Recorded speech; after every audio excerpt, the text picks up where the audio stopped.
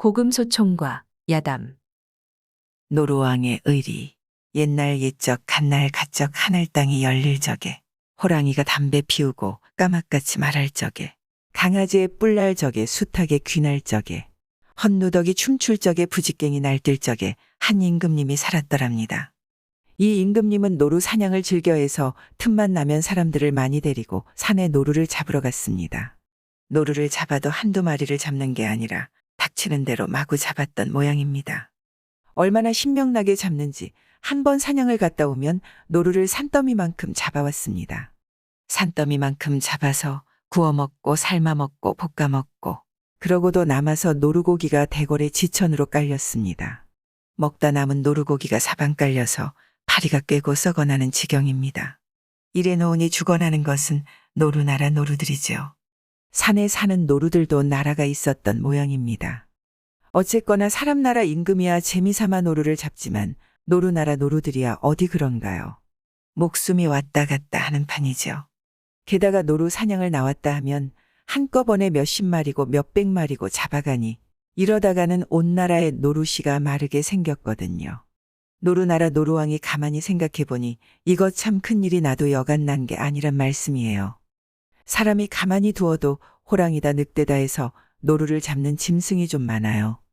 그런데 사람마저 노루씨를 말리려 하니 낭패죠.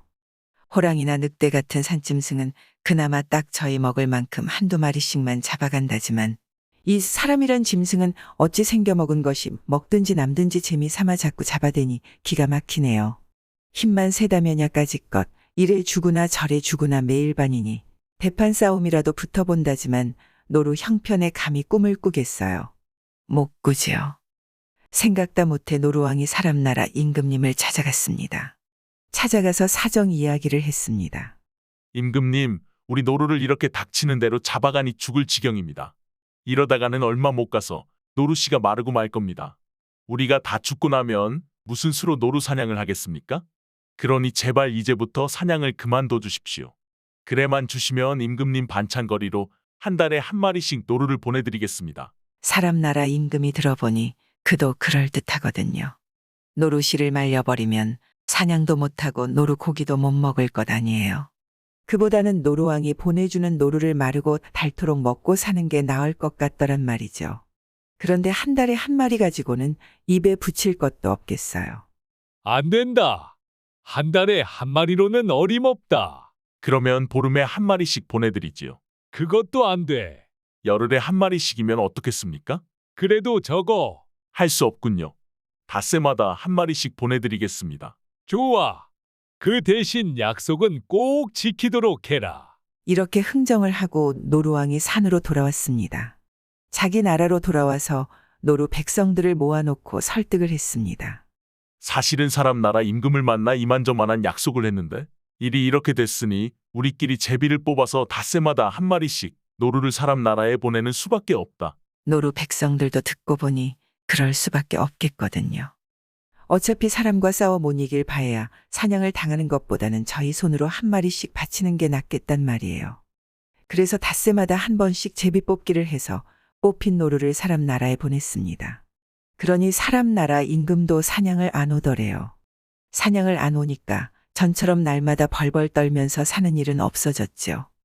그런데 하루는 제비 뽑기를 하니까 한 암노루가 턱 뽑혔는데 이 암노루가 울면서 하는 말이 임금님, 제가 죽는 건 원통하지 않으나 제 뱃속에 새끼가 들었습니다. 며칠만 있으면 새끼를 낳을 텐데 부디 새끼를 낳은 뒤에 죽도록 해주십시오. 이러거든요. 아, 참 딱하게 됐단 말이에요. 이미 제비는 뽑아놨지 암노루 사정은 딱하지. 이러니 어떻게 해요?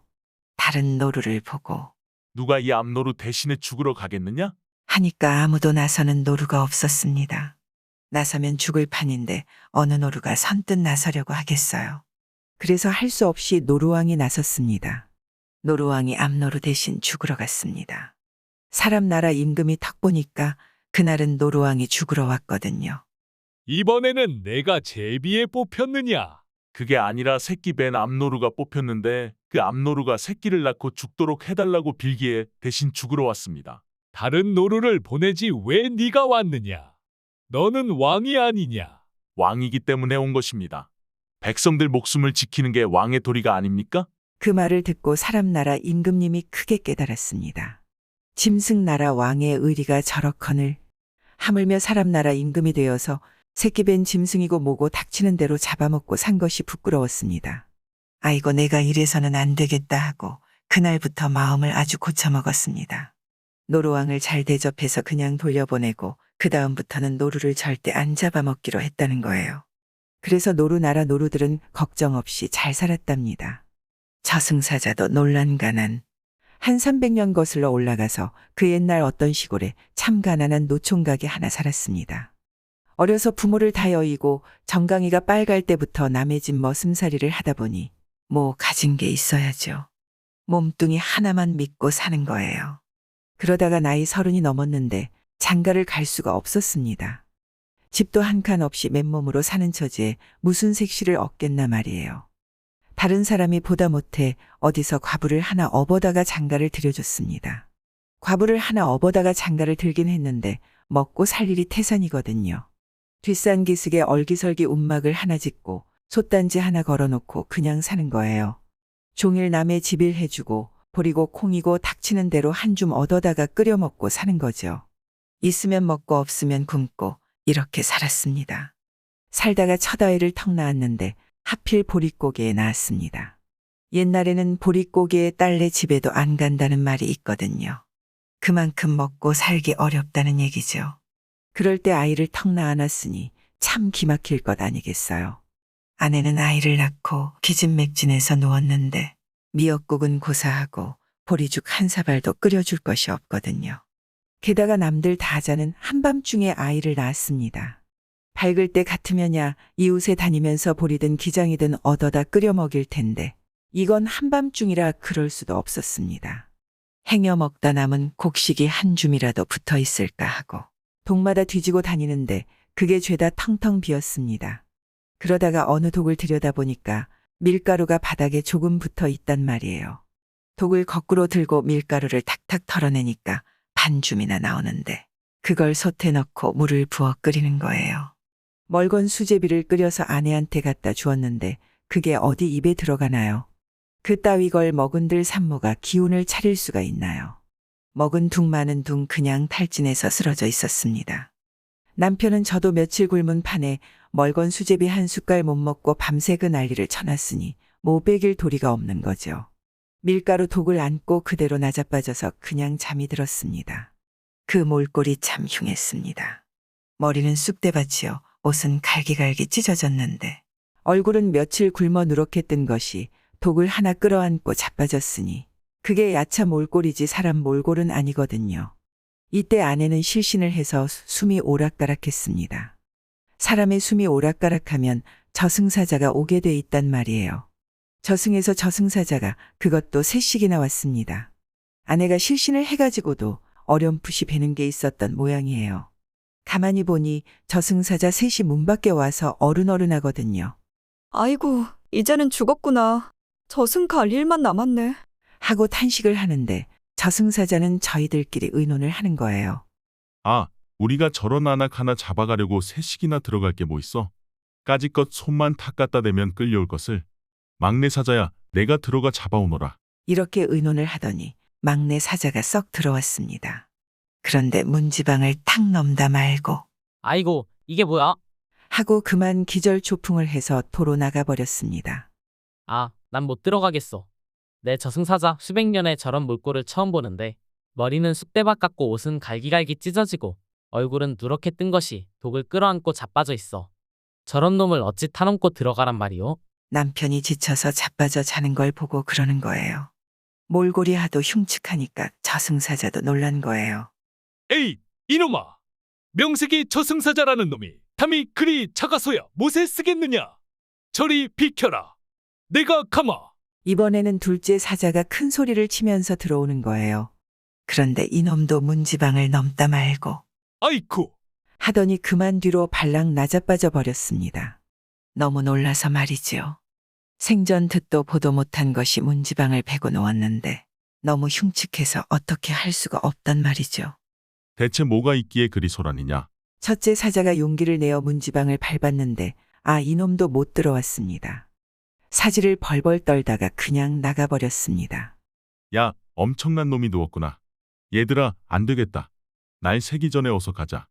요새 넘어 송진산의 과부 며느리가 유복자를 낳았는데 사주가 저 안악과 똑같아. 대신 그 과부를 잡아가는 수밖에 없다. 하더니 우르르 몰려가 버렸습니다. 그래서 아내가 목숨을 건졌습니다. 간신히 목숨을 붙여가지고 있다가 날이 밝아 남편이 이웃집에서 곡식을 얻어온 덕분에 정신을 차렸습니다. 보리죽 한 사발 먹고 겨우 기운을 차렸는데 아내가 가만히 생각해보니 이것 참 일이 낭패란 말이에요. 저 한 목숨 건진 건 좋으나 저 대신에 아까운 청춘과부 한 사람이 죽게 됐으니 좀 미안한가요? 여보, 얼른 제 너머 송진산에 가보. 그 집에 초상이 났거든. 딴 말 말고 아기 젖은 우리가 먹인다 하고 아기를 데려와요. 남편이 헐레벌떡 채를 넘어가 보니 아니나 다를까. 송진산의 과부 며느리가 간밤에 유복자를 낳고 죽어서 초상을 치른다고 아이고 대고 난리 났거든요. 초상집에서는 죽은 이도 죽은 이지만은 당장 갓난아이 젖을 물릴 데가 없어 곤란을 겪고 있는 거죠. 그냥 두면 아이까지 저승으로 보낼 판이었습니다. 그때 남편이 가서 진사님, 이 아이는 우리가 젖을 먹여 키우겠습니다. 하니까 그건 뭐 감지덕지죠. 세상에 그런 고마울 때가 어디 있겠어요. 그래서 아이를 데려와 젖을 먹여 키우는데 참 지극정성으로 키웠습니다. 이머슴 아내가 제 아이 젖 한 번 물리면 남의 아이 2번 물리고 이렇게 잘 키워줬습니다. 그래서 그 송진사네와 가깝게 지내면서 나중에는 살림도 제법 일고 참하게 차려놓고 잘 살았답니다. 그러니까 워낙 험하게 살면 저승사자도 놀라서 못 데려간다는 거예요. 송장 치우고 부자 된 사람. 그리 오래지 않은 옛날 이야기입니다. 저 충청도 어느 곳에 부잣집 종으로 사는 사람이 있었습니다. 주인 집으로 말할 것 같으면 권세 있는 양반인 데다가 농사도 한 천석이나 했던 모양입니다.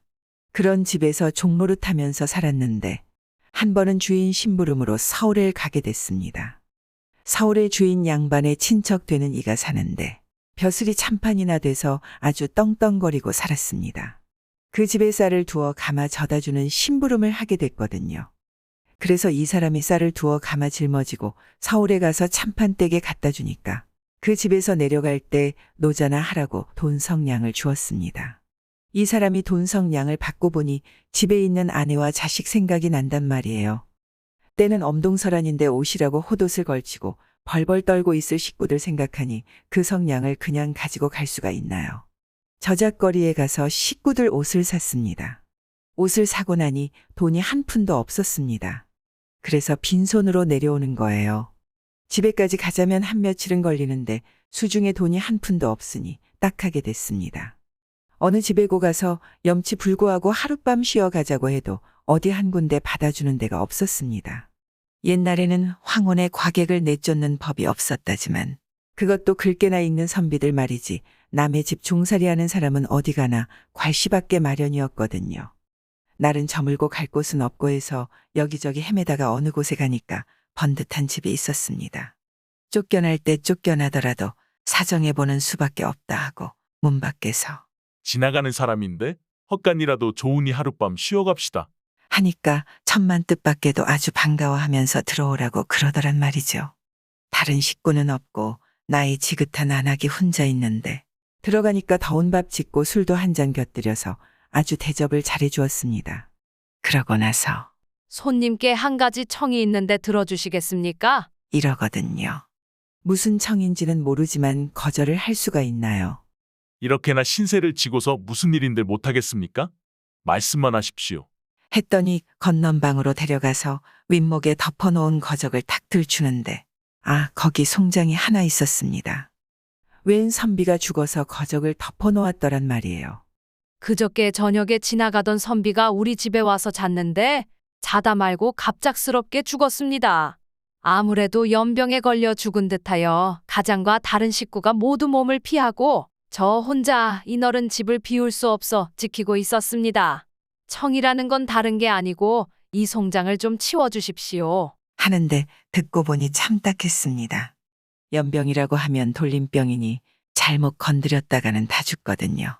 그게 무서워서 이 집 식구들도 다 몸을 피했단 말이에요. 이 사람이 가만히 생각해 보니 좀 무섭기는 하지만 신세를 지고서 나 몰라라 할 수는 없었습니다. 까짓것 사람 목숨이야 하늘에 달린 건데 어쩌려 하고 기꺼이 송장 치는 일을 맡았습니다. 쑥을 태워 연기를 피워놓고 염을 해서 송장을 깨끗하게 닦고 거적에 둘둘 말았습니다. 그걸 지게에 짊어지고 횃불을 피워들고 먼 산에 올라가 구덩이를 파고 잘 묻어줬습니다. 그렇게 밤새 장사를 치르고 나니까 날이 환하게 샜습니다. 주인 안하기 고맙다고 아침을 잘 차려주는 걸 먹고 나니 노자까지 듬뿍 주었습니다. 노자를 받아 들고 지게를 지고 막 나서려는데 주인이 따라 나와 보자기에 쌓인 길쭉한 통을 하나 주면서 이것은 죽은 선비가 지니고 있던 것인데 아무래도 송장 친 사람이 가지는 게 옳겠습니다. 하는데 가만히 보니 비단 보자기로 둘둘 말아 싼 것이 예사 물건은 아닌 것 같았습니다. 그걸 받아가지고 가다가 쉴 참에 궁금증이 나서 보자기를 끌러봤습니다. 통은 사방을 종이로 바르고 벌건 도장을 찍어놨는데 종이에 글자가 적혀 있지만 이 사람이 까막눈이라 읽을 수가 있어야죠. 바로 들고 보고 거꾸로 들고 보고 이러는데 그때 마침 선비 한 사람이 지나다가 그걸 이렇게 들여다보더니 깜짝 놀라면서 여보, 이게 어디서 났어? 하고 묻거든요. 아, 나도 얼떨결에 얻었습니다. 대체 이게 무엇입니까? 그게 충청감사가 임금님한테 보내는 편지통이요. 아, 이런단 말이에요. 듣고 보니 일이 참 복잡하게 됐습니다. 그 선비가 임금님한테 가는 편지를 들고 가다가 변을 당했나 본데 그걸 이 사람이 가지게 됐으니 어떻게 해요? 이 궁리 저 궁리하다가 에라, 이왕에 이게 내 손에 들어왔으니 내 손으로 임금님께 편지를 전하는 수밖에 없다. 하고 그 길로 도로 서울로 올라갔습니다. 서울에 가서 대궐을 찾아갔습니다. 문지기가 못 들어가게 막는 것을 편지통을 내보이니 당장 안으로 들여보내 주더랍니다. 그래서 이 사람이 임금님 앞에까지 불려갔습니다. 너는 어떤 백성인데 이런 중한 편지를 가지고 왔느냐? 그래서 그동안 있었던 일을 임금님께 다고했습니다. 서울 사는 참판댁에 심부름 왔다가 노자를 다 쓰고 내려가는 길에 잘 곳이 없어 어느 집에 들어갔는데 거기서 송장을 치게 됐었고 송장된 사람이 갖고 있던 물건을 얻었는데 뒤늦게 중한 편지인 줄 알고 가져왔노라. 이렇게 말이에요. 임금님이 그 말을 다 듣더니 고개를 끄덕끄덕하고는 내가 큰일을 했구나. 듣고 보니 내 주인이 큰 부자인 모양인데 그 재산을 내가 좀 나눠 가져도 되겠구나. 하더니 사람을 시켜 의관을 가져오라 해서 그걸 주면서 이것은 내 명령이니 반드시 지켜야 하느니라. 이 옷을 입고 관을 쓰되 절대로 벗어서는 안 된다. 이러거든요. 임금의 명인이 어길 수가 있나요? 이 사람이 도포를 입고 관을 쓰고 지게를 지고서 집으로 갔습니다. 그 꼴을 해가지고 집에 가니 주인이 가만히 있을 리 있나요? 이놈이 서울 가더니 미쳐서 왔구나. 종놈 주제에 감히 도포를 입고 관을 써. 하고 야단을 하면서 달려들어 옷을 벗기고 관을 벗겨 발기발기 찢어버리는 거예요. 그러고는 괘씸한 놈이라고 볼기를 쳤습니다. 그래 실컷 얻어맞고 드러누워 있었습니다. 이때 대궐에서는 임금이 주인의 친척되는 참판을 불러서 명을 내리기를 경은 지체 없이 친척되는 충청도 아무개네 집에 가서 그 집종 아무개가 아직 내가 준 의관을 잘 입고 쓰고 있는지 알아보라. 만약에 그 의관에 손을 댄 자가 있으면 중벌을 면키 어려우리라. 이랬거든요. 참판이 부랴부랴 충청도로 내려가 보니 아니나 다를까 친척되는 부자가 일을 내놨습니다. 도포고 관이고 발기발기 찢어놨거든요. 임금이 내린 물건을 그 꼴로 만들어놨으니 모가지가 10개인들 살아나겠나요? 아이고, 이 사람아, 자네가 큰일을 저질렀네. 이 일이 상감께 알려지면 자네도 죽고 나도 죽네. 주인이 내막을 들어보니 이거 참 목숨이 왔다 갔다 하는 일이란 말이에요. 이를 어찌하면 좋습니까? 하는 수 없네. 그 종놈을 잘 구슬려서 이 일을 입 밖에 내지 못하도록 해야겠네. 아예 그놈 종문서를 태우고 땅마직이나 조이 나눠주는 게 상책일세. 그렇게 해서 무사하다면야 그러고 말고요. 이래서 종문서를 태우고 천석 농사 중에 500석을 뚝 떼어주니까 이 사람은 하루아침에 부자가 됐습니다. 그렇게 부자가 돼서 잘 살았답니다. 그나저나 이게 다 임금님이 이렇게 될 줄 미리 알고 꾸민 일이 아니면 뭐겠어요. 소장수원님, 옛날에는 시골 백성들 고생하고 안 하고가 그 고을 원님한테 달렸다고 해도 뭐 크게 틀린 말은 아니었습니다. 힘없는 백성들이야 원님을 잘 만나면 편히 사는 거고 되먹지 못한 벼슬아치를 만나는 날에는 고생문이 훤히 열리는 판이니 그렇지 않겠어요. 돈 주고 벼슬 산 수령들이야 저 한 몸 살찌우느라고 백성들은 안중에 없었으니 말할 것도 없고 글만 읽어서 세상 물정의 어두운 수령들도 백성들 고생하는 줄 모르고 사는 게 많았습니다. 그런데 어쩌다가 그 중에는 참 명철한 원님이 있어서 백성들 가려운 곳을 잘 긁어주고 잘못을 바로잡아주는 일도 있었던 모양입니다. 옛날 충청도 옥천 땅에 참 똑똑한 원님이 하나 있었는데 고을을 맡은 뒤로 정사를 잘 돌보아서 백성들이 큰 걱정 없이 살았습니다. 그렇지만 딱 두 가지 골칫거리가 있었는데 그게 몸고 하니 하나는 고을 안에 노름하는 사람이 많다는 것이고 또 하나는 시집 장가 못 간 노처녀 노총각이 많다는 거예요. 이 두 가지만 바로잡으면 더할 나위가 없겠는데 그걸 고치는 일이 잘 안 되더란 말이죠. 노름하는 사람은 노름이 아주 손에 붙어서 안 한다 하면서도 자꾸 하고 노처녀 노총각은 다 가난한 집안 자식이라 혼인 미천이 없어 다운 머리로 늙어가고 이러니 원님도 참 속이 답답했습니다. 어떻게 하면 노름꾼들 버릇도 고치고 처녀 총각 혼인도 시켜줄까 하고 밤낮으로 궁리하다가 하루는 고을 안에 관연한 아들딸을 둔 백성을 다 불러 모았습니다. 다 불러 모으니 그 수가 어찌나 많은지 동원들이 그득했습니다. 너희들은 어찌 관연한 아들딸을 따은 머리로 늙게 하느냐? 이렇게 물으니 그 많은 백성들이 한 입으로 말하듯이 대답을 하는데 혼인 미천을 장만기 어려워 그럽니다. 하거든요. 그래, 아들딸 혼인시키는데 미천이 얼마나 들고? 소 한 마리 값이면 너끈합니다. 알았으니 물러가라. 그래놓고 사령들을 불러 지체 없이 흩어져 노름하는 사람들을 잡아오되 쥐도 새도 모르게 가만 다니면서 아주씨를 남기지 말고 다 잡아오라. 하고 엄명을 내렸습니다. 사령들이 몇 날 며칠 동안 골골이 다니면서 노름하는 사람들을 씨를 안 남기고 다 잡아왔습니다. 다 잡아다 놓으니 동원들이 그득했습니다. 그렇게 모아놓고 너희들은 세상에 좋은 일 다 놔두고 하필이면 노름을 하느냐? 내 이번만은 용서해 줄 터이니 두 번 다시 노름일랑 하지 마라. 하고 타이르니 노름꾼들이 뭘 하겠어요. 한 입에서 나오는 듯이다. 이제부터는 노름을 안 하겠습니다. 하지요. 속마음은 어찌 됐든 원님 앞에서야 그렇게 말하지 뭐 어쩌겠어요. 또 노름을 하겠습니다. 할 수는 없는 노릇 아니겠어요. 그래, 만약에 또 노름을 하면 사람이 아니라고 해도 좋겠느냐? 여부가 있겠습니까? 사람이 아니라면 뭐냐? 그러니 한 노름꾼이 대답하기를 다시 노름을 하면 개입니다. 그거 가지고는 안 된다. 그러니 여기저기서 그럼 돼지 올시다. 그것도 안 돼. 쥐새끼예요. 안 되느니라. 고양이 새끼요. 안 돼. 그러다가 한 노름꾼이 소새끼 올시다. 하였습니다. 그러자 마침내 원님이 그래, 좋다. 하니 그 많은 노름꾼이 한 입으로 말하듯이 다시 노름을 하면 소새끼 올시다. 한단 말이에요. 그래, 그러면 여기 지목을 나누어 줄 터이니 모두 써라. 다시 또 노름을 하면 나는 소요. 이렇게 쓰고 도장을 찍어라. 맹세하기야 얼마나 쉬워요. 모두들 다시 또 노름을 하면 나는 소요. 이렇게 써서 바쳤습니다. 그걸 다 받아놓고 풀어줬습니다.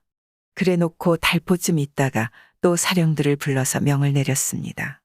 전처럼 남의 눈에 안 띄게 다니면서 노름하는 사람들을 죄다 잡아오너라. 노름꾼이 손 딱 씻기가 어디 쉽나요? 다시는 안 하겠다고 맹세해놓고도 또 노름하는 사람들이 많거든요. 이번에도 동원들이 그득하게 잡혀왔습니다. 이 중에서 다시 노름하면 소라고 맹세한 사람은 이제 사람이 아니라 소인이 다 고삐를 매서 오게 가두어라. 그리고 온 고을에 알려 내일은 동원에서 소를 많이 팔 터이니 소 장수들은 다 모이라고 일러라.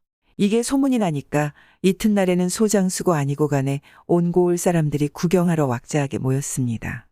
옥에 갇혔던 사람들을 뜰에 중 늘어 세워놓고 자, 여기 소가 많으니 살 사람은 사가거라. 하니 구경하러 온 사람들 중에는 노름꾼 아들도 있고 마누라도 있고 동생도 있고 형도 있을 게 아니겠어요. 자기 아버지 서방 형 동생이 소가 되어 서 있는데 어떡할 거예요. 사야지요. 너도 나도 나와서. 이 소는 제가 사갑니다. 이러면서 소값을 내놓고 데리고 가니 일이 잘 됐습니다. 그 돈을 노처녀 노총각들 집에 다 나누어줘서 혼인 미천하게 하니 온고울에 돈 없어 시집 장가 못 가는 사람은 없게 됐습니다. 또 노름꾼도 많이 줄어들었습니다. 그 많은 사람 앞에서 소가 되어 망신당하고 제 집 식구한테 팔려온 놈이 또 노름을 하려고 하겠어요. 그래서 두 가지 일을 다 바로잡았다는 이야기입니다. 저승에 있는 곡간. 옛날 어느 곳에 두 사람이 살았는데 하나는 박서방이고 하나는 이서방이었습니다.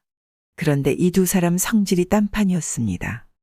박서방은 부자이면서도 인색하기 그지없어서 평생 제 것 하나라도 남을 줘본 적이 없었습니다. 이웃에서 누가 연장이라도 빌리러 오면 샀었어. 1억 안 빌려주고 스님이 동량을 와도 딴 데 가봐. 1억 안 주었습니다. 보리쌀 한 줌도 남을 줘본 적이 없었습니다. 이게 소문이 나니까 그 다음부터는 아무도 박서방네 집 근처에 얼씬도 안 했습니다. 가봤자 좋은 소리 못 들을 테니까 아예 발길을 뚝 끊는 거죠. 그런데 이서방은 가난하게 살면서도 모든 남을 곧잘 주었습니다. 누가 양식이라도 끌어오면 저 먹을 것이 있건 없건 쌀떡 바닥을 박박 긁어서라도 주고 보는 거예요. 길 가다가 거지를 보면 입은 옷도 벗어서 주고 스님이 동량을 오면 곡식을 있는 대로 퍼내주고도 더운 밥 한 끼씩 꼭 대접을 해서 보내거든요. 이게 소문이 나니까 이서방네 집에는 언제나 사람이 버글버글했습니다. 거지든 과객이든 가기만 하면 대접을 잘해주니까 사람들 발길이 끊일 날이 없죠. 이렇게 사는데 하루는 박서방이 갑자기 죽었습니다. 저녁 잘 먹고 자다가 그냥 죽은 거예요. 자다가 보니 저승사자 셋이 와서 다짜고짜 가자고 그러더래요. 따라갔지요. 산을 넘고 물을 건너 한참 동안 가니까 저승이었습니다. 저승에서 제일 큰 집이 염라대왕 사는 대궐인데 거기에 턱 들어가서 염라대왕 앞에 꿇어앉으니까 너는 아직 올 때가 안 됐는데 왜 왔느냐? 이러거든요. 자다가 저승사자님이 가자고 해서 따라왔습니다. 하니까 염라대왕이 저승사자들에게 불호령을 내리더래요. 너희는 이를 어찌 이따위로 하느냐? 이 사람은 30년 뒤에나 올 사람인데 어쩌자고 잡아왔느냐? 어서 돌려보내도록 해라. 그래서 저승사자를 따라 대궐을 나왔습니다. 우리가 실수로 자네를 데려와서 미안하이. 그런데 이승으로 나가려면 노자가 있어야 한다네. 노자고 모시고 이승에서 올 때 한 푼도 안 가져왔으니 어떡합니까? 그것은 걱정 말게. 저승에도 자네 곳간이 있으니 거기에 있는 돈을 좀 쓰면 될 것이야. 저승에도 제 곳간이 있다고요? 대체 어디에 있습니까? 우리를 따라오게.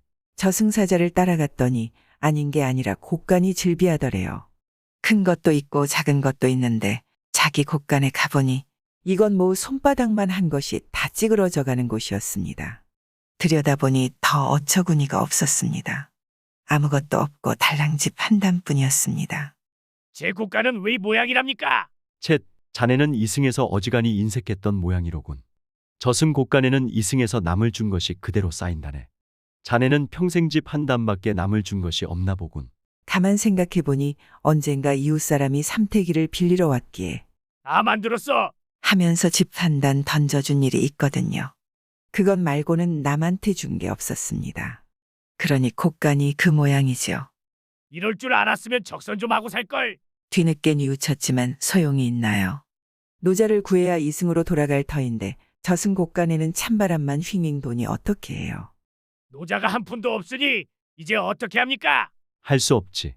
남의 곳간에 있는 돈을 좀 빌려 쓰는 수밖에. 마침 자네 이웃에 사는 이 서방네 곳간에는 돈이 많으니 그걸 좀 빌려 쓰게나. 저승사자를 따라 이서방네 곳간에 가보니 참 입이 딱 벌어질 만큼 많았습니다.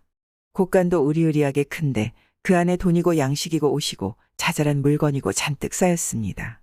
그게 죄다 남준 거예요. 그게 그렇게나 많더래요. 박서방은 이승에서 부자로 살아도 저승 곳간은 텅텅 비었고 이서방은 이승에서 가난하게 살아도 저승 곳간은 꽉 찬 거죠. 그래서 이서방네 곳간에서 돈 300냥을 빌려가지고 나왔습니다. 빌린 돈으로 노자해서 무사히 이승으로 왔습니다. 박서방이 눈을 떠보니 방 안에 병풍을 둘러치고 식구들이 아이고 아이고 곡을 하는데 병풍 뒤에 자기가 턱 누워 있겠죠. 벌떡 일어나 병풍을 걷고 나오니 식구들이 기절초풍을 하였습니다. 자초지종을 이야기하고 날이 밝기를 기다려 돈 300냥을 들고 이서방을 찾아갔습니다. 아무것도 묻지 말고 이 돈 300양을 받게라. 이게 웬 돈인가? 글쎄 더 묻지 말고 받아두게. 빚을 갚는 것뿐이니까. 안 받으려는 걸 부득부득 맡겨두고 돌아왔습니다. 그 뒤로는 박서방이 아주 딴 사람이 됐습니다. 그럴 밖에요. 젖은 곡간을 채우려면 적선을 해야 하니까요. 그때부터 부지런히 적선을 해서 죽을 때가 돼서는 젖은 곡간을 어지간히 채웠습니다. 이서방도 박서방한테 받은 돈으로 가난한 사람을 구제해서 젖은 곡간을 더 키웠죠. 그렇게 해서 둘 다 잘 살다가 죽어서 저승에 가서도 잘 살았답니다. 말레기 장기, 옛날 서울의 장기를 잘 두는 정승이 살았습니다. 이 정승은 장기를 잘 두기만 한 게 아니라 장기 두는 걸 엄청 좋아했습니다. 누구든지 장기 두자면 자다가도 벌떡 일어날 만큼 좋아했단 말이죠. 그러니까 다른 벼슬아치 같으면 가난한 백성하고는 상대도 안 했을 텐데 이 사람은 안 그랬습니다. 가난한 백성이고 농사꾼이고 장사꾼이고 간에 장기 두자면 얼마든지 청에다 두었습니다. 하루는 시골 백성이 말을 한 필 몰고 와서 정승더러 장기를 두자고 그랬습니다. 대감, 저와 장기 한 판 두시지요. 그래, 좋다. 어서 두자꾸나. 그냥 두면 재미가 없을 것이니 내기를 하시면 어떤지요? 그것도 좋지. 어떤 내기를 할까? 대감이 이기시면 제가 끌고 은마를 바치겠습니다. 제가 이기거든 그저 쌀이나 한 말 주시지요. 좋아, 좋아. 이렇게 해서 내기 장기를 두게 되었습니다. 그런데 이건 뭐 애당초 상대가 안 되었습니다. 시골 백성이 장기를 너무 못 두더란 말이죠. 정승이 금방 이겼습니다. 식은 죽 먹기로 말이에요. 대감, 제가 졌습니다. 약속대로 이 말을 바치겠습니다. 그거야 지나가는 말이었지. 내 어찌 가난한 백성의 말을 빼앗겠는가? 그렇지 않습니다. 내기는 어디까지나 내기인이 어서 이 말을 거둬주십시오. 하고 부득부득 말을 두고 가는데야 더 마다할 수도 없었습니다. 그래서 정승은 말을 한 필 얻게 되었습니다. 정승의 집이니까 뭐 말이 여러 필 있었을 게 아니겠어요. 백성이 두고 간 말을 다른 말과 함께 마구간에 넣어두고 먹였습니다. 그러고 나서 몇 달이 지났는데 전에 그 시골 백성이 또 찾아왔습니다. 대감, 안녕하셨습니까? 이번에도 장기를 두려고 왔습니다. 그래, 어서 오게. 이번에는 뭘 걸고 둘까? 제가 이기면 그때 드린 말을 도로 주십시오. 제가 지면 다른 말을 또 한 필 바치겠습니다. 그거 좋지. 이렇게 해서 장기를 뒀는데 이번에는 지난번과 영딴판이었습니다. 백성이 장기를 너무 잘 둬서 정승이 당해낼 재간이 없었습니다. 꼼짝없이 졌습니다. 그새 장기가 많이 늘었군 그래. 약속대로 말을 도로 데려가게나. 고맙습니다. 그런데 대감, 용서하여 주십시오. 지난번에는 제가 일부러 대감께 졌습니다. 그래? 무슨 까닭으로? 사실은 제가 서울에 볼 일이 있어 왔는데 가진 돈도 넉넉지 못한 데다 당장은 말이 소용에 닿지도 않았습니다. 말을 끌고 다니다가는 거추장스럽기만 하고 염을 먹일 돈만 축날 것 같아 생각 끝에 대감 댁에 잠시 말을 맡겨두고자 그런 일을 꾸몄습니다. 이제 볼 일이 끝나 시골로 내려갈 때가 돼서 말을 찾아가려고 그럽니다. 그 말을 듣고 정승이 무릎을 탁 쳤습니다. 오라 그랬군. 참 지혜로운 백성이로고. 마음이 넓은 정승은 조금도 언짢게 생각지 않고 백성을 칭찬하여 보냈다는 이야기입니다. 정승도 마음이 넓지만 시골 백성도 어지간히 슬기로운 사람 아닌가요? 장님의 꾀, 옛날에 어느 장님이 푼푼히 돈을 벌어 한 500냥을 모았던 모양입니다. 앞 못 보는 장님이 모은 돈치고는 꽤 많은 돈이 아닌가요? 이걸 어떻게 하면 잘 간수할고 궁리하다가 뒷마당에 묻어두기로 했습니다. 집안에 두었다가 도둑이라도 들면 큰일이잖아요. 앞을 못 보니 도둑이 훔쳐간데도 손을 못 쓸 것 아니겠어요. 그래서 아예 항아리에 넣어서 땅속에 묻어두기로 한 거죠. 그래서 뒷마당을 파고 돈 항아리를 묻는데 하필 그때 이웃집 영감이 담 너머로 그걸 죄다 봤습니다. 이웃집 영감이 본래 엉큼한 욕심쟁이라 그걸 보고 가만히 있지를 못했습니다. 그날 밤에 몰래 땅을 파고 돈을 몽땅 훔쳐갔습니다. 빈 항아리만 두고 돈은 다 훔쳐가버렸단 말입니다. 장님이 그 이튿날 돈 묻은 데를 더듬어 보니 이건 뭐 일났죠. 땅이 파헤쳐져 있고 빈 항아리뿐이거든요. 아이고, 평생 모은 돈을 하루아침에 잃어버렸구나. 이 일을 어쩐다. 장님이 가만히 생각해 보니 저가 돈 묻는 것을 누군가 보지 않고서야 그렇게 감쪽같이 훔쳐갈 리 없거든요. 어떻게 하면 돈을 도로 찾을꼬 이 궁리 저 궁리 하다가 참 좋은 꾀를 하나 냈습니다. 그 길로 동네방네 다니면서 소문을 퍼뜨리는 거예요. 돈천 양이 생겼는데 이걸 간수할 일이 걱정이야. 아무래도 어제 500냥 묻은 곳에 같이 넣어둬야 할 것 같아. 이렇게 소문을 내니까 돈 훔쳐간 영감도 그 소문을 들을 게 아니겠어요. 듣고 보니 돈 1000냥이 탐나는데 가만히 생각해 보니 이러고 있을 일이 아니란 말이에요. 장님이 어제 돈 묻은 곳을 파보고 돈이 없어진 걸 알면 틀림없이 딴 데다 돈 1000냥을 감출 게 뻔하거든요. 어느 바보가 돈 잃은 곳에 또 돈을 묻어둘까요? 그러니 장님이 알기 전에 훔친 돈 500냥을 도로 묻어두는 게 옳다고 생각했습니다. 그렇게만 해놓으면 장님이 멋모르고 그 자리에 1000냥을 또 묻어둘 터이니 그때 가서 1500냥을 한꺼번에 훔치면 오죽이나 좋아요. 영감이 이렇게 엉큼한 마음을 먹고서 훔친 돈 500냥을 그 자리에 도로 갖다 묻어놨습니다. 장님은 도둑이 바로 그렇게 돈을 도로 묻어놓기를 바라고 헛소문을 퍼뜨린 거죠. 그날 저녁에 가만히 뒷마당을 파보니 아닌 게 아니라 항아리 안에 500냥이 고스란히 되돌아와 있지 뭐예요. 옳거니 도둑이 제 손으로 돈을 도로 갖다 놨구나. 장님은 그 돈을 꺼내어 정말로 혼자만 아는 곳에 숨겨뒀습니다. 어디에 숨겼는지는 아무도 몰랐습니다. 인삼과 도라지, 옛날에는 중국에 인삼을 팔러 가는 장사꾼들이 있었습니다. 그런데 이 사람들이 하나같이 인삼을 헐값에 팔고 어깨가 축 처져서 돌아왔습니다. 왜 그런고 하니 중국 장사꾼들이 야가 빠져서 도통 인삼을 제값에 사주지 않아서 그랬습니다. 우리나라 장사꾼들은 배에 인삼을 가득 싣고 가서 안 팔고 그냥 돌아올 수는 없으니까 하는 수 없이 중국 장사꾼들이 부르는 값에 인삼을 팔게 되는 거죠. 중국 장사꾼들은 이걸 노리고 당치도 않은 헐값을 부르고는 팔짱을 끼고 기다리는 거예요. 이 소문을 들은 우리나라 장사꾼 한 사람이 아주 좋은 꾀를 하나 마련해서 인삼을 팔러 중국에 갔습니다.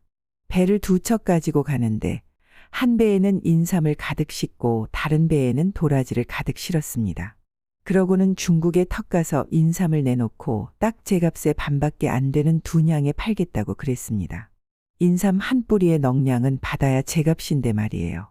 그런데 야가 빠진 중국 장사꾼들은 그 2냥도 아까워서 1냥에 사겠다고 그러거든요. 이 사람들이 소문대로 해도 너무하는군. 어디 두고 보라지. 이 사람이 인삼을 주섬주섬 도로 배에 싣더니 그런 헐값에 인삼을 파느니 차라리 이걸 죄다 바다에 쳐넣어 버리겠소. 하고는 바다에 나가 배에서 도라지를 꺼내다 바다에 마구 쳐넣었습니다. 중국 장사꾼들은 설마 그렇게까지야 하겠는가 하고 구경만 하고 있다가 정말로 인삼을 바다에 쳐넣는 걸 보고는 깜짝 놀랐습니다. 사실은 그게 인삼이 아니고 도라지인데 말이에요. 아이쿠, 저러다가는 우리가 인삼을 한 뿌리도 못 사게 생겼구나. 중국 장사꾼들이 우르르 몰려와서 그러지 말라고 말렸습니다. 아, 그러지 말고 그 인삼을 우리에게 파시오. 한 뿌리에 2냥 쳐드리리다. 그런데 이 사람은 그 말을 듣고도 고개를 절레절레 흔들었습니다. 이제 가지고 온 인삼 절반을 바다에 쳐넣었으니 한 뿌리의 넉량은 받아야 수지를 맞추겠소. 넉량에 못 팔 바에는 남은 인삼도 바다에 쳐넣는 수밖에 없소. 한 번 한다면 하는 꼴을 본 뒤라 중국 장사꾼들이 다 그 말을 믿었습니다. 그 많은 인삼이 바다에 버려지느니 넉량을 주고 사는 편이 낫겠거든요. 그래서 중국 장사꾼들이 너도 나도 돈을 들고 와서 인삼을 넉량에 사갔습니다. 그러니까 그게 제값이죠. 그렇게 해서 인삼을 다 제값에 팔았다는 이야기가 있습니다. 약은 상대를 대할 때는 이쪽도 그만큼은 약아야 속지를 않지요. 시부모 길들이기, 옛날에 행세하기 좋아하는 양반들이 많았습니다. 그 사람들이 밤낮 하는 일이라는 게 체면 차리고 격식 따지고 법도 찾고 예의범절 지키고 뭐 이런 일이거든요. 그거 다 해도 살고 안 해도 사는 건데 말이에요. 그 옛날 어느 고을에 참 어지간히 깐깐한 양반이 하나 살았던 모양이에요. 어찌나 깐깐하게 굴었는지 아들 하나 있는 것 장가를 못 보냈습니다. 당최 딸 가진 집에서 혼인을 허락해줘야 말이죠. 그 집으로 딸을 시집 보냈다가는 이거 뭐 숨도 크게 한번 못 쉬어보고 소박대기 되기 십상일 테니 누가 딸을 주려고 하겠어요. 옛날에는 여자는 문밖 출입도 못하게 하고 바깥 구경도 못하게 하고 그랬잖아요. 그런 세상인데 이건 뭐 깐깐하기로 둘째 못 가는 집구석에 딸을 들여보냈다가 무슨 험한 꼴을 보려고요. 아, 걸음걸이 앉으만지 한번 실수에 무슨 까탈이 날지 모르고 말 한마디 잘못하는 날에는 쫓겨나기 전에 제 발로 걸어 나와야 할 판이니 말이에요. 하여간 이래서 아들 하나 있는 거 장가도 못 보내고 있었습니다. 그래 안달이 나니까 며느리감 구하노라고 동네방네 소문을 냈습니다. 살림이고 가문이고 안 따질 테니 그저 예의범절 잘 지키고 법도 잘하는 교수가 있으면 몸만 오너라. 혼수고 뭐고 다 필요 없다. 이렇게 소문을 내놨습니다. 그런데 그 이웃 동네에 가랑이가 찢어지게 가난한 사람이 하나 살았던 모양입니다. 이 사람도 명색 선비는 선비인데 이거 뭐 어찌나 궁한지 밥 구경을 못하고 살았습니다.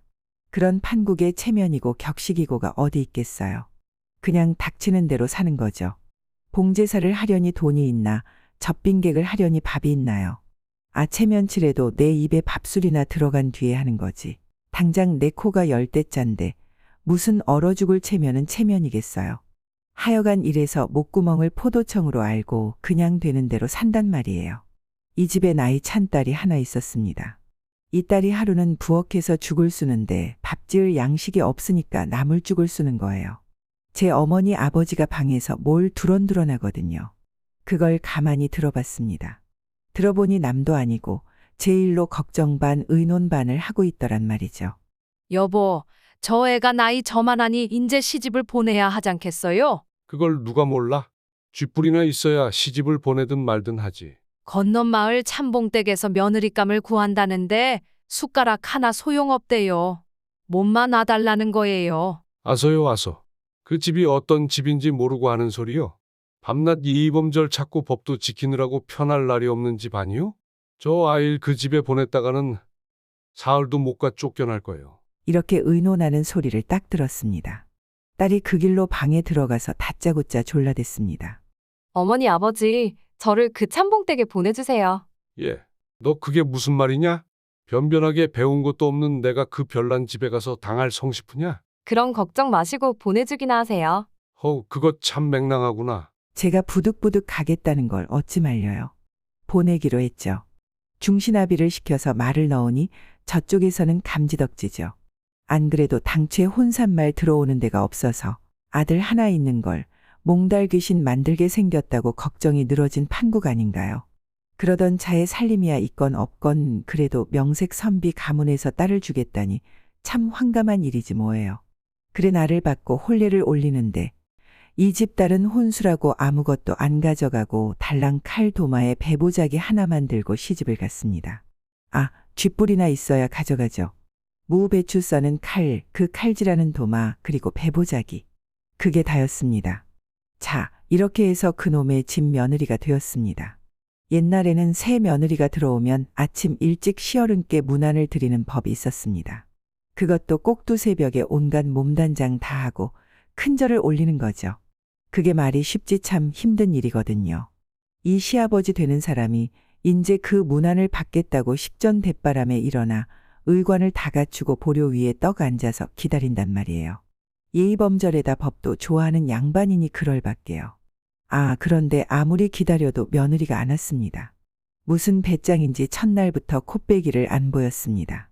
아주 제 방에 틀어박혀 꼼짝 않는 거죠. 아예 쫓겨나려고 작정을 했는지 원. 이러니 시아버지가 역정이 안 나게 생겼어요. 선비댁 참한 교수를 며느리로 들였다고 좋아했더니 이제 보니 막대 먹은 집구석에 망나니를 들여놨구나 싶어서 속이 뒤집어졌습니다. 당장 하인을 시켜 불호령을 내렸습니다. 어서 가서 새아씨한테 일러라. 우리 집 법도로는 날이 환하게 밝을 때까지 어른께 문안 드리지 않는 법은 없다고 일러라. 하인이 대바람에 달려가서 득달같이 재촉을 했습니다. 여태 새벽 문안 안 드리고 뭘 하고 있느냐고 말이에요. 그랬더니 이 며느리가 한다는 말이 아버님께 내 친정 집안 법도로는 어른께 문안 드리기 전에 아랫사람한테 예를 받는 법은 없다고 여쭈시게 하는 거예요. 하인이 돌아와서 들은 대로 고에 바쳤습니다. 시아버지가 그 말을 전해 듣고 보니 그만 가슴이 덜컥했습니다. 아, 말이야 100번 옳은 말이거든요. 시아버지가 먼저 웃 어른께 문안을 드리고 나서 며느리한테 인사를 받아야 한다는 건데 법도로 따지자면 100번 아니라 1000번 만번 옳은 거죠. 거기에 또 무슨 토를 달겠어요. 그런데 이게 참 일났습니다. 시아버지한테 어른이라면 누구겠어요. 죽은 부모가 어른인데 그 사당이 뒷산 중턱에 있으니 일났죠.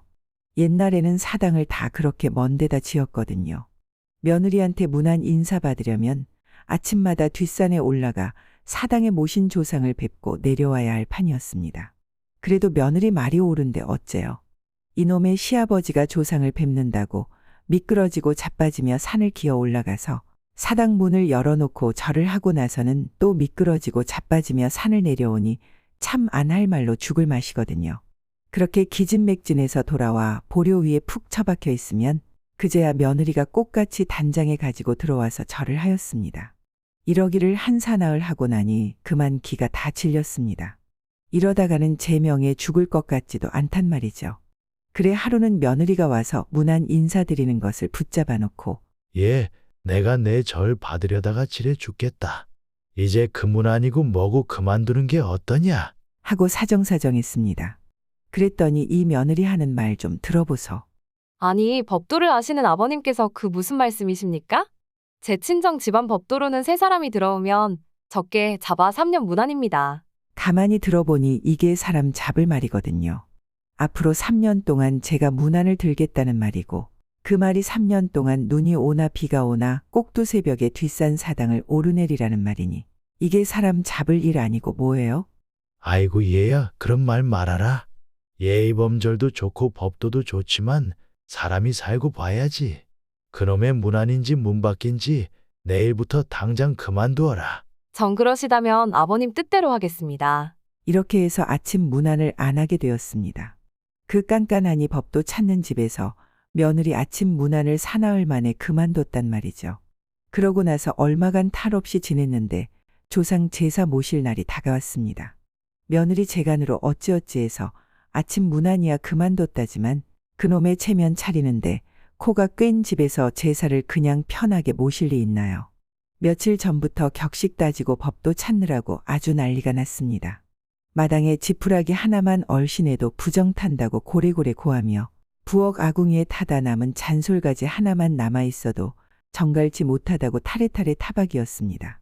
며느리가 그걸 죄다 못 본 채 하고 있더니 제삿날 아침에 제수를 장만할 때가 되니 시어머니더러 새 칼과 도마를 달라고 그러거든요. 예, 우리 부엌에 칼 도마가 아직 멀쩡한데 왜 그러느냐? 아이 참 어머님도. 저희 친정 집안 법도로는 제사 때마다 새 칼 도마를 씁니다. 단 거 쓴 거 다 썰던 칼 도마로 어찌 정갈한 제수를 장만하겠습니까? 듣고 보니 그도 그럴듯하거든요. 제사에 정성 들이자는데 무슨 토를 달겠어요. 하지만 제 아무리 법도 있는 집이라도 칼도마를 쌓아두고 지낼까요? 당장 내줄 게 없어서 머뭇거리고 있으니 며느리가 여발한 듯이 제가 시집 올 때 가지고 온 칼도마를 썩 꺼내 오는 거예요. 이럴 줄 알고 친정어머니 아버지가 이걸 넣어주셨습니다. 우선은 이걸 쓰지요. 이쯤 되니 시어머니가 탄복을 하고 혀를 내두를 밖에요. 그래 며느리가 그 칼 도마로 벼락같이 생선 산적을 장만해 놓고 나서 이제 채소 썰자면 새 칼 도마가 있어야겠습니다. 하는 거예요. 예, 그걸 그만큼만 쓰고 또 새 걸로 바꾼단 말이냐? 그렇잖고요. 생선 썰던 칼 도마로 어찌 채소를 썬단 말입니까? 그렇긴 하다마는 저희 친정에서 새 칼 도마를 가져올 수도 있겠습니다만 매번 그렇게 하면 조상님이 노하실까 두렵습니다. 이쯤 말을 내놓으니 뭐 어쩔 도리가 있나요. 부랴부랴 새 칼 도마를 한 벌 사다가 며느리 앞에 대령했습니다. 그러고 나서 이제 다 됐나 보다 했더니 그게 아니었습니다. 채소를 다 썰고 나서는 떡 썰 칼 도마를 또 내놓으라죠. 시어머니가 가만히 생각해 보니 떡을 다 썰고 나면 또 과일 썰 칼 도마를 내놓으라 할 것이고 이러다가는 한도 끝도 없을 것 같단 말이죠. 얘야, 그럴 게 아니라 떡이고 과일이고 그냥 그걸로 썰면 안 되겠느냐? 아니, 법도를 아시는 어머님께서 그 무슨 말씀이십니까? 저희 친정 집안 법도로는 제사 한 번에 적게 자바 칼 도마 10벌은 씁니다. 그러면 뭐야? 5대 봉사하는 집에서 한 해에 연암은 번 치를 제사 때마다 10벌씩 쓰자면 칼도마 사대느라 집안 살림이 거덜날 것 아니야. 시어머니가 그만 손을 휘휘 내저었습니다. 아이고 얘야, 예의범절이고 법도고 다 귀찮다. 내 아무 말 안 할 테니 제발 그냥 썰어라. 어머님께서 그렇게까지 말씀하시니 그냥 썰지요. 이렇게 해서 시어머니 잔소리가 아주 쑥 들어갔습니다. 그러니 집안이 조용하였습니다. 아무 탈 없이 제사를 잘 지내고 몇 달이 지나 그의 가을이 되었습니다. 가을이 됐으니 벼를 벨 게 아니겠어요. 찻벼를 베서 떨어가지고 멍석에 말린다고 온 식구가 분주한데 이때 며느리가 썩 나섰습니다. 아버님, 어머님, 이 벼를 이렇게 마구 떨어 말릴 게 아니라 제사했을 재미를 따로 장만해놔야 합니다. 그걸 꼭 그렇게 해야 하느냐? 그렇고 말고요. 재미라고 하는 것은 신성한 것이니 여느 쌀과 섞어서는 안 됩니다. 듣고 보니 틀린 말은 아니거든요.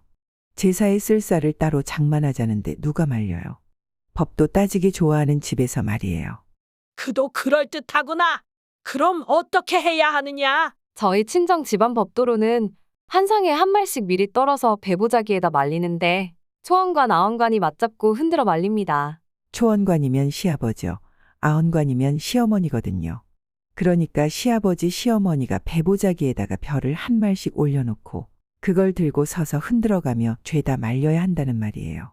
시아버지, 시어머니가 이걸 어쩌나 하고 울상이 되었는데 며느리는 한술 더 떠서 제 시집 올 때 가지고 온 배보자기를 떡 펼쳐놓고 자, 아버님, 어머님, 어서 말리시지요. 하고 재촉을 하네요.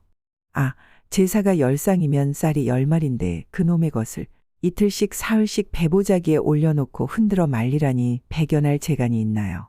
그 뭐 한 말도 채 못 말리고 예, 이거 그냥 다른 쌀과 섞어 멍석에다 말리면 안 되겠니? 하고 애원을 해도 아니, 법도를 아시는 아버님, 어머님께서 그 무슨 말씀이십니까? 저희 친정 집안 법도로는 보통 두 분이 밤잠 안 주무시고 한 달을 말립니다. 하고 아주 딴청이었습니다. 이쯤 되니 시아버지, 시어머니가 그만 두 손을 바짝 들었습니다. 아이고 얘야, 다 집어치워라. 그놈의 법도인지 날강도인지 인제는 아주 신물이 난다. 신물이 나. 재미고 재비고 다 때려치우고 우리는 이제 법도의 법자도 안 꺼낼 테니 내 마음대로 해라. 하고 아주 나가 떨어졌다는 거예요. 그 다음부터는 참말로 법도의 법자도 안 꺼내고 잠잠하게 지내더랍니다. 그러니 좀 좋아요. 온 식구가 편안하게 잘 지냈죠. 며느리는 살림 잘하고 시부모 잘 모시고 오래오래 잘 살았답니다. 저승빛, 옛날 어느 곳에 벼슬하다 물러난 대감이 하나 살았습니다. 그런데 이 대감이라는 사람이 욕심 사납기가 놀부 뺨칠만 했습니다. 자기 곳간에 벼썸이 넘쳐나도 남의 신나락 됐박을 탐내는 위인이니 할 말도 없죠. 욕심만 많은 게 아니라 엉큼하기로도 둘째가라면 서러워할 사람이었습니다. 벼슬할 때 백성들 등쳐먹는데 이골이 나서 얼렁뚱땅 어르고 속여서 남의 것 빼앗기를 밥 먹듯 한단 말이죠. 이 대감 사는 마을에 가난한 농사꾼이 하나 살았는데 한 해는 흉년이 들어 집에 곡식이 아주 씨가 말랐습니다. 봄이 돼서 밭에 씨를 뿌려야겠는데 당최 뭐가 있어야죠. 사람 먹는 곡식은 둘째치고 씨 뿌릴 곡식도 없는 판이었습니다. 할 수 없이 대감 집에 찾아갔습니다. 대감님, 밭에 뿌릴 씨앗이 없어서 그러니 수수 한 말만 꽂으십시오. 가을에 거두면 이자를 쳐서 갚아드리겠습니다. 그랬더니 웬일로 대감이 선선히 수수 한 말을 구워주더랍니다. 구워주면서 무슨 일이든 분명하게 하는 게 좋지 않겠나? 내 증서를 쓸 터이니 도장을 찍게나. 하고서 증서를 한 장 쓰더란 말이죠. 그까짓 수수 한 말 구워주면서 증서는 무슨 증서인가 싶었지만 형편이라 도장을 찍어줬습니다. 그래놓고 수수 농사를 지었습니다. 마침 그 해는 농사가 잘 돼서 수수 한 말 뿌린 것이 가을에 거둘 때는 두어 섬이나 됐나 봐요. 그래 이자까지 쳐서 수수 두 말을 짊어지고 대감을 찾아갔습니다. 대감님 덕분에 올해 수수 농사를 잘 지었습니다. 구워 쓴 수수 한 말에 이자 한 말 쳐서 두 말을 가지고 왔으니 받으십시오. 그랬더니 대감이 펄쩍 뛰면서 하는 말이 이 사람아, 내가 언제 수수 한 말을 구워줬단 말인가? 아, 이런단 말이에요. 농사꾼이 어안이 벙벙해져서 아니, 지난봄에 제가 대감께 수수 한 말을 꾸지 않았습니까? 그때 대감께서 증서까지 쓰셨는데요. 했습니다. 그랬더니 그때 자네가 꾼 것은 수수 한 말이 아니라 황소 한 말일세. 여기 증서가 있으니 다른 말은 못할 테지. 하면서 증서를 꺼내놓는데 가만히 보니 수수 한 마리라고 써야 할 곳에 수소 한 마리라고 떡 써놨거든요. 암소도 아니고 수소이니 영락없는 황소 아닌가요? 그때는 경황도 없고 설마 증서를 속이랴 싶어서 제대로 읽어보지도 않고 도장을 찍어줬는데 이놈의 대감인지 땡감인지가 그 짓을 해놨을 줄 누가 알았겠나요? 수수한 말을 수소 한 마리로 스리슬쩍 비틀어 써놨으니 누가 봐도 황소 한 마리를 빌려간 걸로 알 게 아닌가요? 아이고 대감, 하늘이 알고 땅이 아는 일인데 왜 이러십니까? 우리 집에 있는 재산이라고는 황소 한 마리뿐인데 그걸 빼앗으려고 이런 수작을 부리십니까? 제발 그러지 마십시오. 아, 정억울하면 관가에다 송사를 내면 될 것 아닌가? 관가에 가봤자 원님이 증서를 믿지 저 말을 믿겠나요? 게다가 저쪽은 날고 기는 대감이고 이쪽은 무지렁이 농투성인데 무슨 수로 송사를 이기겠어요. 할 일 없이 황소 한 마리를 고스란히 빼앗겼습니다. 그러고 나니 참 억장이 무너졌습니다. 농사꾼한테 소가 어디 보통 짐승인가요? 소가 없으면 당장 농사를 못 짓는데요. 마른 하늘에 날벼락이라더니 두 눈 멀쩡하게 뜨고 황소 한 마리를 빼앗기고 나니 참 살고 싶은 마음도 없었습니다. 그래서 이불을 둘러쓰고 끙끙 앓고 있으니 이웃에 사는 사람이 와서 보고는 아, 자네 무슨 일로 다 죽어가는 꼴이 되었나? 하고 물었습니다. 그래 이러이러해서 소를 빼앗기고 나니 살고 싶은 마음도 없어서 이러고 있노라 했습니다. 이웃 사람이 그 말을 다 듣더니 속임수는 속임수로 당해야지 다른 방도가 없네. 내가 시키는 대로만 하게나. 하고 기막힌 속임수를 하나 가르쳐 줬습니다. 농사꾼이 당장 식구들을 불러 모아서 머리 풀고 곡을 하라 이르고는 방에 병풍을 둘러치고 그 뒤에 가만히 누워 있었습니다. 갑자기 곡소리가 진동을 하니 온 동네 사람들이 모여들 것 아닌가요? 모여들어서 대체 무슨 일이냐고 묻겠죠. 식구들은 가장이 시킨 대로 지어낸 말을 술술 주워 섬기기를 아이고, 남편이 갑자기 목을 매 죽고 말았답니다. 아이고, 우리 아버지가 무슨 억울한 일을 당했는지. 하고 능청스럽게 울어대니 모두 그 말을 믿죠. 마을 사람들이 장례치를 준비를 하느라고 법석을 떠는데 하룻밤이 지나서 날이 밝으니까 농사꾼이 병풍 뒤에서 슬금슬금 기어 나오는 거예요. 죽었다던 사람이 되살아났으니 마을 사람들이 죄다 기절초풍할 것 아닌가요? 이 사람이 병풍 뒤에서 기어 나와 대뜸한다는 말이 이러고 있을 때가 아니오.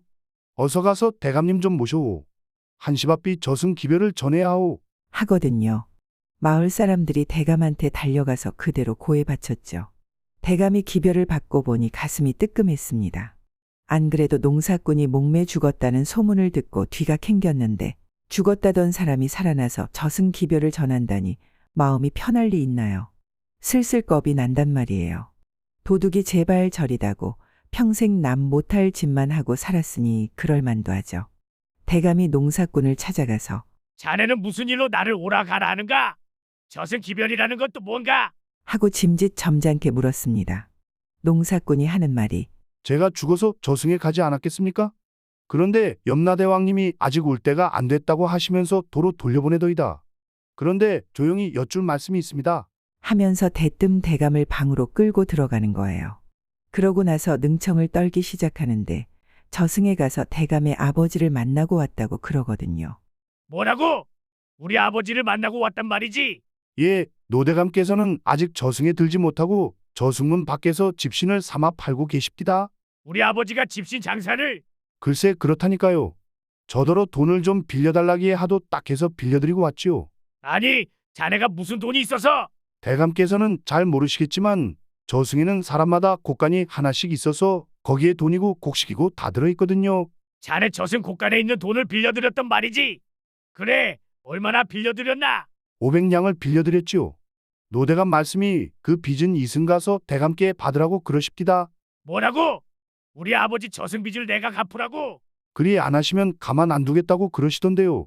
대감이 들어보니 돈을 안 갚았다가는 무슨 화가 미칠지 모르겠거든요. 그래도 이 욕심 사나운 사람이 선뜻 돈을 내놓으려고 하겠나요? 돈 안 갚으려고 슬슬 물러앉죠. 에이 사람아, 거짓말 말게. 그런 엉터리 같은 말을 내가 믿을 줄 알고? 그 말에 농사꾼이 눈도 꿈쩍 않고 받아치기를 그러시겠지요. 그럴 줄 알고 노대감께서 말씀하시기를 대감께서 안 믿으시거든 당장 모셔오라고 하셨답니다. 하거든요. 모셔오라면 그게 저승에 모셔오라는 말 아닌가요? 대감이 기가 막혀 눈만 멀뚱거리고 있는데 농사꾼은 태연하게 상여 매려고 잘라둔 광목끈 2개를 가져다가 당장 목을 매자고 하였습니다. 자, 어서 저승에 가봅시다. 어서 목을 매시지요. 대감이 그만 기겁을 하고 손을 내저으며 물러앉았습니다. 아닐세, 아니야. 내 그 말을 믿겠네. 그러면 저승빚을 갚으시는 거지요? 그러지. 500양이라고 했나? 예, 딱 황소 한 마리 값이니 더도 말고 덜도 말고 그저께 가져가신 소를 돌려주시겠습니까? 그러지. 그러고 말고. 그래서 빼앗긴 황소를 도로 찾았다는 이야기입니다. 구독과 좋아요, 알람 설정 부탁드리옵니다.